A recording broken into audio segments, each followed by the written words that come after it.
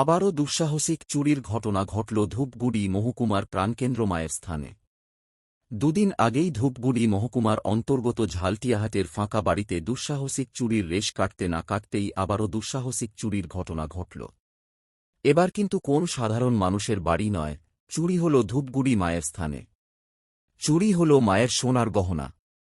স্থানীয় সূত্রে জানা যায়, মন্দিরের পশ্চিম প্রান্তে ফাঁকা জায়গা রয়েছে, সেদিক থেকেই চোর মন্দিরের গিলো কেটে মায়ের গর্ভগৃহে প্রবেশ করে এবং মায়ের গায়ে প্রাণ সমস্ত গহনা চুরি করে নিয়ে যায়।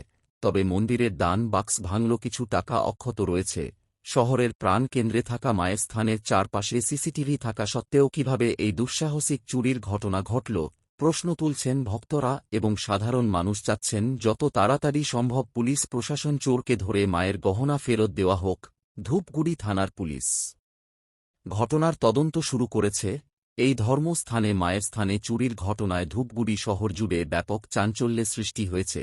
তবে সকাল থেকেই কিন্তু এই চুরির ঘটনা দেখার জন্য প্রচুর মানুষের ভিড় লক্ষ্য করা যায়। পুলিশ অনেক পরে আসছে। আমি তো ঢুকছি 15 থেকে 20-এর মধ্যে, 5টা 15 থেকে 20-এর মধ্যে। আপনি এই টাইমে আসেন? আমি এই টাইমে আসি। বলছি যে যেইভাবে চুরি হলো, মানে কতটা চিন্তা এবং আতঙ্ক, এবং মন্দির এবং এইগুলো নিরাপত্তা নিয়ে কতটা চিন্তিত আপনি? না, নিরাপত্তা তো ভীষণই দরকার। নিরাপত্তা ছাড়া তো এত বড় মন্দির চলতে পারে না। এতবেলা 6টা মন্দির, যেহেতু স্বর্ণের জিনিসপত্র আছে, তামাক আসা, বহুত মূল্যবান জিনিসপত্র আছে প্রতিটা ঘরে ঘরে। যেমন আগে একটা নিরাপত্তা ছিল, এখানে পুরোহিতগুলি থাকতো, নিচে একটা ঘর ছিল থাকতো। এখন বর্তমান 6 মাস ধরে, 4 মাস কি বেশি হয়ে গেছে, এই ঘরটা ভাঙ্গিয়া ওই দুতলা করা হচ্ছে।